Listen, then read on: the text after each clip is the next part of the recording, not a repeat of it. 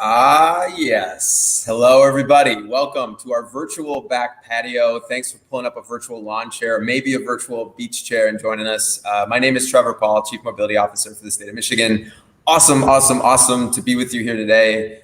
And I know this is going to be a short time, but we think it could possibly be the best 30 minutes of your day. That's the goal. But before we dive into the good stuff, I wanted to give a quick shout out to the Michigan Economic Development Corporation for organizing this live stream. And for more information on them, visit michiganbusiness.org. So, last year, the state of Michigan set a target to achieve carbon neutrality by 2050. Electrifying the transportation sector and its infrastructure, mission critical to honoring this pledge. And we believe it starts by growing our charging infrastructure. And to that end, Michigan has taken steps to begin developing a DC fast charging network for worry-free EV travel throughout Michigan by 2030. And we've already started optimizing placement of charging stations all over from Monroe to Traverse City to the UP back to Detroit. And we've rolled out hundreds of chargers in multiple federal designated alternative fuel corridors. So we're targeting commercial commerce as well. And so one of the largest sources of support to grow this charging infrastructure is Michigan's allotment of the Volkswagen Diesel Settlement Fund. And Michigan's allocation is about $64 million, which is still largely available. And the plan is to use these funds to cover electrification of transportation as well as other clean fuels across all major subsectors, from light duty vehicles to buses. Now, that's just one aspect to our state's approach as it relates to charging infrastructure. But we want to make sure we have a comprehensive approach. So we paired this programming up with a statewide $30 million fleet transition program to switch vehicles from diesel to electric by 2024, from trucks to buses to boats. All of this state activity is meant to work in concert, though, with the innovative approaches that the private sector is taking to address an electrified, sustainable future. And that's why we have an executive from ChargePoint here joining us, who I will introduce shortly. But we know we can't rest on this momentum. So currently, the state has about 500 publicly accessible charging stations with nearly 1,400 charging outlets, with another 146 charging stations at private businesses around Michigan. And this has actually helped address range anxiety concerns, which has facilitated some growth of EV adoption in the state, putting Michigan squarely in that top 25 of states for EV registrations, with obviously plenty of room to grow. However, to contextualize these numbers, the almost or around 4,200 registered EVs we had in 2018 were far fewer than California's 256,000 that same year. And I use that year as sort of a benchmark because we have good numbers for that year. But clearly, I mean, there's been some increases, but the ratios are probably, and it looks to be the same. So there's much more work to be done to be on par with some of the other states that are leading this conversation. And to do that, you need to have public-private partnerships to explore. And that's why I'm joined today by Dedrick Roper, Northwood grad and former NFL player turned director of public-private partnerships at ChargePoint. Is there anyone better? I don't think so. Dedrick, it's great to have you here. ChargePoint, I could have you explain the company, but as far as I understand it, you operate the largest online network of independently owned EV charging stations. You operate 14 countries, and you make the technology used on sort of these networks of charging stations. So it's not just sort of plug and play charger installation and move on. There's so much more to the business. I know there's more to add here with ChargePoint. You might be the best person to add it versus me. Tell me more about ChargePoint. How is ChargePoint changing the world? Awesome. Well, thanks for having me, Trevor. Really appreciate the energy. I'm dialing in from the West Coast and just waking up here. So really appreciate it. So ChargePoint was founded in 2007 by a group of Silicon Valley entrepreneurs and former mayor and Richard Lowenthal. And the mission was to build the future fueling network to move people and goods on electricity. And we have a unique business model where, we actually manufacture the charging station hardware. We develop all the software and the network capabilities, as well as provide 24/7 driver support. So we sell charging stations to site hosts, fleet operators, etc. And then the software is configurable and adaptable to each site host's or owner's unique situation. So they're able to set various access controls or restrict the charger access to just a fleet vehicle. They're able to, modulate pricing. A lot of retailers buy our charging stations and offer free charging as a way to attract EV drivers to their site. And then we have the tools that help those retailers turn those sites over. So it's a really flexible, software architecture, and we're really focused on everywhere electric vehicles are. So single-family residential, multifamily properties, commercial, and fleet, as well as fast fueling. So your fast charging corridor projects as well. Love it. Love it. And I should mention, so while he's on the West Coast, he also does a lot of work on the Best Coast. He's a member of our governor-appointed Council on Future Mobility and Electrification work group for electrification, and is working with industry legislators on a regular basis to help Michigan remain a leader on this front and provide policy recommendations that ultimately will go to our governor's office and our legislature. So that's important work that he's doing, and he does have a great perspective on our state. So before we really get into the questions, the meat of the conversation, I'd like to remind the audience that we want to hear from you. So please send your questions, and I'll try to get to as many as I can. But with that, let's get into it. So your title, Director of Public-Private Partnerships. Public-Private Partnerships are core to what we do at the Office of Future Mobility and Electrification, as well as just overall across government in the state of Michigan. What are some innovative ways you've seen the public sector and private sector come together to advance charging infrastructure? And in your mind, sort of beyond what you've seen, in the future, what would be like a home run public-private partnership? What would that look like for that's great. Great question. We've had a lot of experience working on programs throughout the nation, various deployment programs, and really, it's kind of like the saying, "It takes a village," and it really does. So, state government, local government, utilities, charging operators, site hosts, etc. Everybody coming together and bringing their own unique value. Really sort of spreading the burden and making sure everyone has skin in the game. So from a state government perspective, setting the big goals, convening the stakeholders, bringing everyone together, providing the true north. What are our goals and where are we going? And then bringing in the utilities, right? The utilities are so critical to the build out of this infrastructure. And I think Michigan and Eagle, state of Michigan, Eagle and the utilities have done a great job with the Volkswagen settlement. That's kind of my initial work in the state, working with Eagle and researchers at Michigan State University, just sharing data from other states, sharing data on average costs for infrastructure. And just being a resource, with so much experience, being the largest network. Obviously, we've worked with a lot of different, utilities, from IOUs to municipalities to co-ops, and each partnership is going to be a little different depending on the players there. So, again, I think Michigan's done a great job with the Volkswagen settlement with the program structure. It was designed such that utilities had a third of investment, the state had a third of investment, and the private sector applicant had a third of investment. And it's resulted in a very low investment from the state. I believe it's a 27% of those projects that were built out on the corridor. So the more collaboration like that, there's no silver bullet, one specific partnership, but it's really bringing all these stakeholders together and working in the various regions to make sure that everyone's bringing their value and moving in the direction of that true north. Got it. Yeah. So I see some questions rolling in, Dedrick, but I actually have one more. Okay. So I want to talk a little bit about energy equity. Energy equity is a critical issue here in Michigan as EV adoption rolls out across the country. How can we ensure that equitable development of the EV industry and provide pathways for access to low-income residents to not only have access to these vehicles, own them, and know where the charging infrastructure is and have that charging infrastructure be no different than anywhere else? Yeah, a great question. There have been, a lot of states have set mandates for investment in low income, disadvantaged communities, et cetera. But, that's not enough. So what does it take? I think it takes engagement with the local community groups that have been doing, like-minded work, working on economic development, working on, providing affordable housing, and really arming those groups with the education and the talking points about the benefits of electric vehicles. So, early adopters were really focused on the environment, and that's great.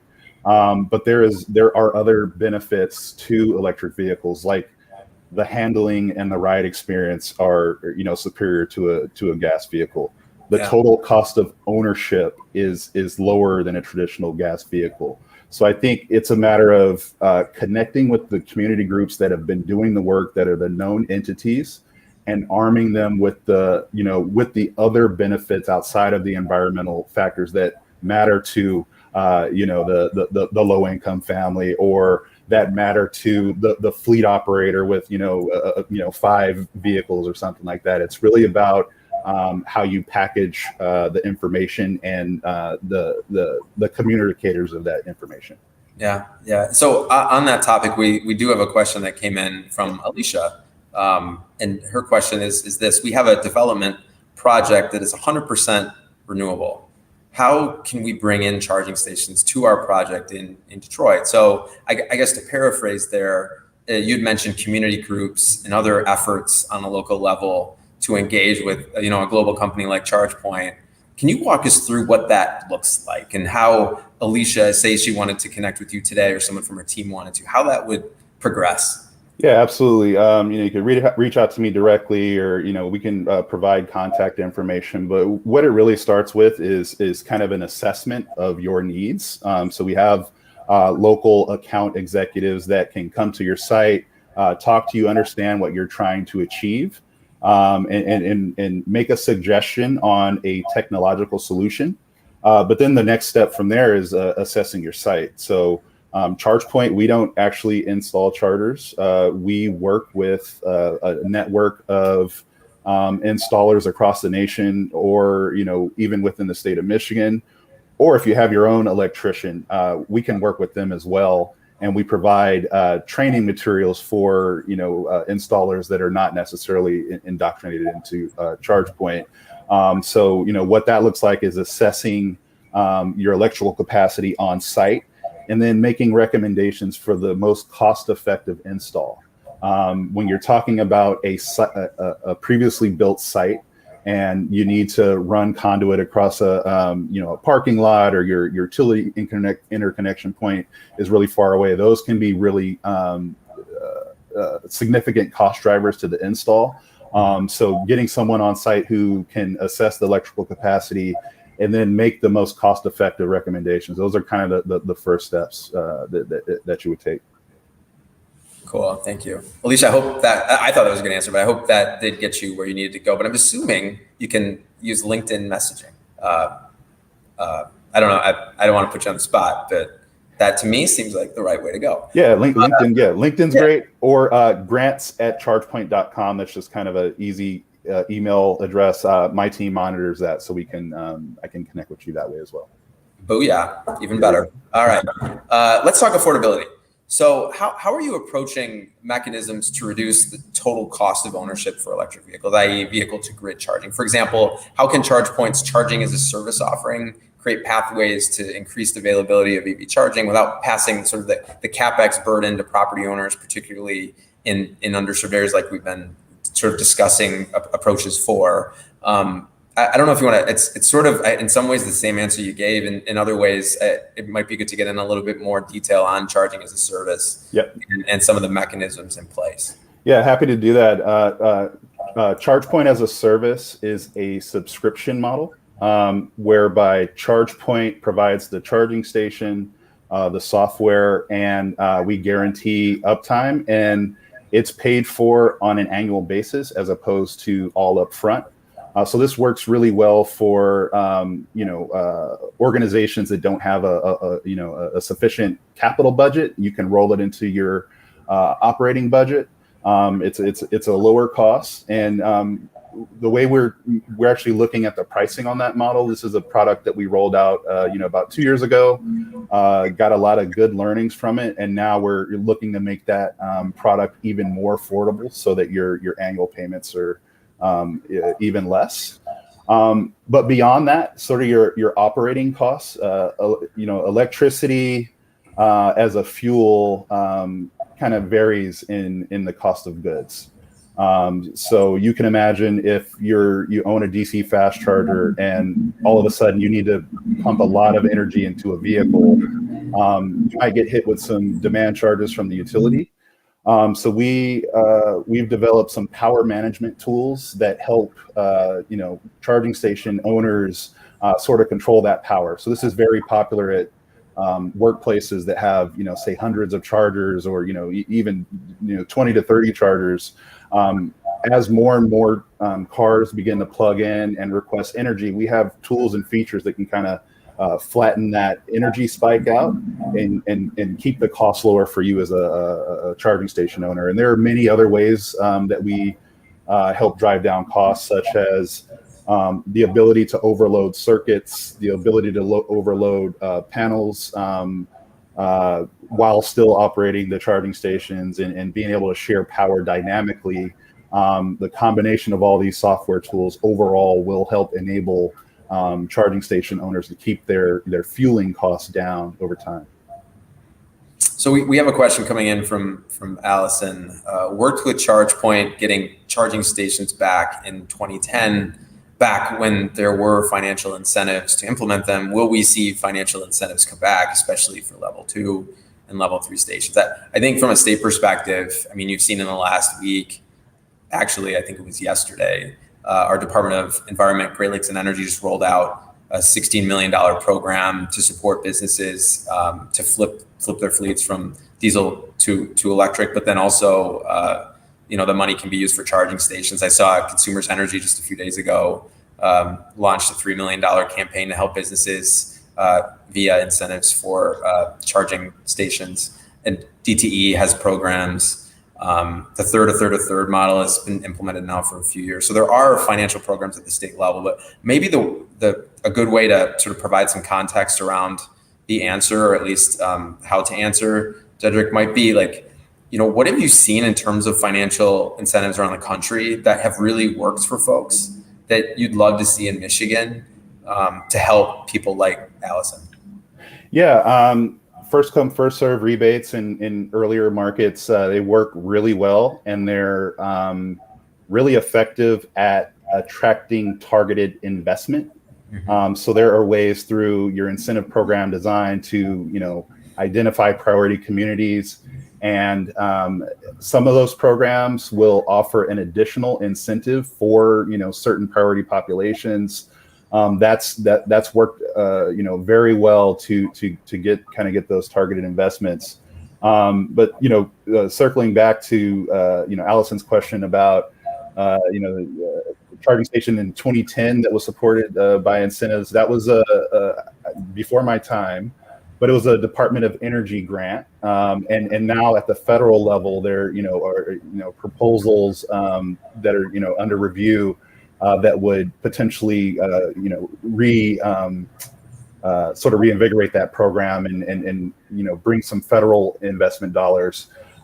So when there are federal investments, state investment, utility investments, I think it's really important for those agencies to work together, those organizations to work together to make sure that the incentive programs work well together, so that you have some stacking opportunities. You make sure that the private sector continues to invest and really help the investment spread a lot farther. Yeah, you bring up a good point. We're watching what's happening in DC closely.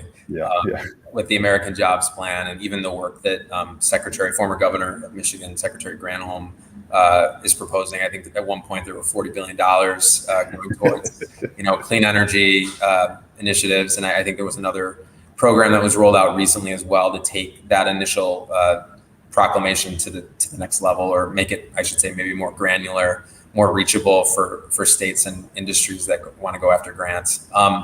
So thank you for the question, Allison. We're seeing a surge in investments and growth in EV manufacturing and EV adoption in Michigan and across the nation, right? And this is stimulating the pipeline of public-private partnership opportunities that you're seeing. But look, government can be slow. Government can be not as strategic at times. Government can be saddled by, legacy. In your mind, where is there room to grow as it relates to what state governments can do to be more proactive strategic partners in the clean energy transition and frankly, the software transition, everything else that goes into charging? What can we be doing better? Yeah, I think more regional focus on EV adoption, convening stakeholders in those areas, and really addressing the challenges at the local level. There's a different challenge in the urban community as opposed to the rural. There's no one size fits all. So again, like government, may be slow at times, but government is a great convener, and it's government gets all these various stakeholders moving in the right direction. So I just think more convening and getting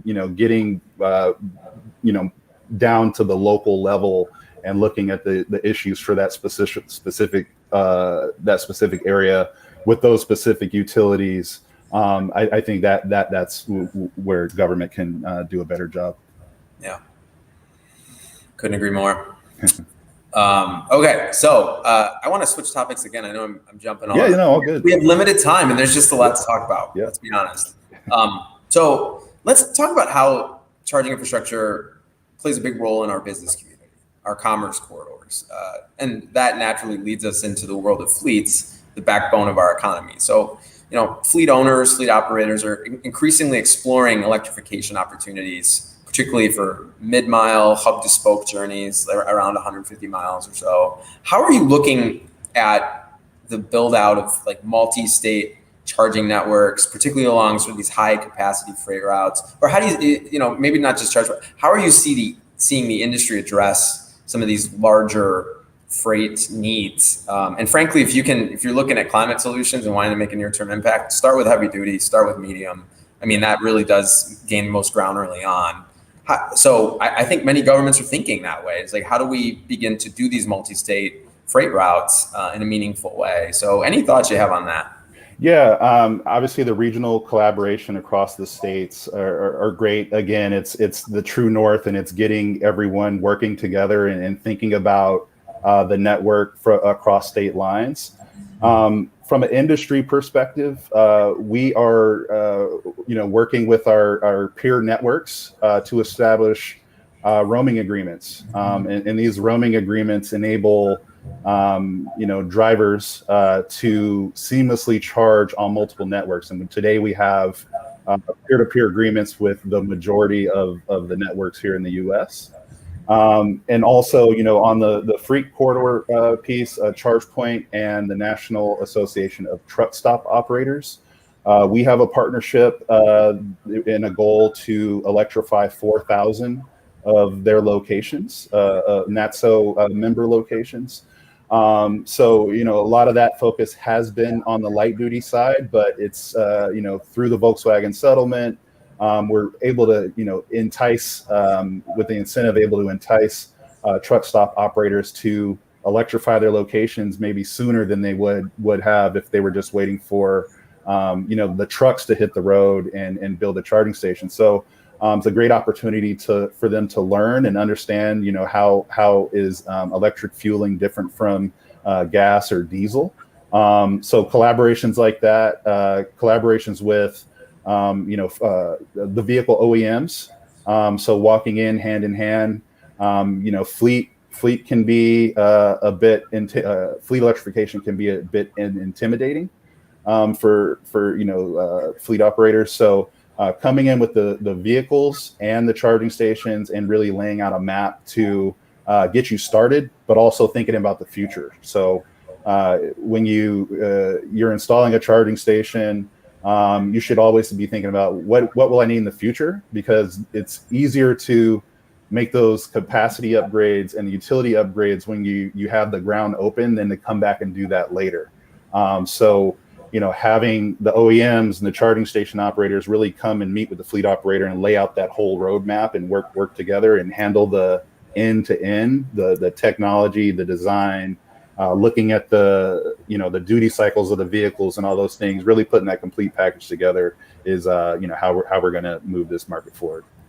And you think about all of the things you laid out actually happening. The first thought that comes to mind, at least if you're a government official, is workforce. So how are you thinking about supporting workforce development as it relates to the EV industry? i.e. training for the next generation of EV charging station technicians, maintenance experts, R&D, even business development and finance. How is ChargePoint looking at that?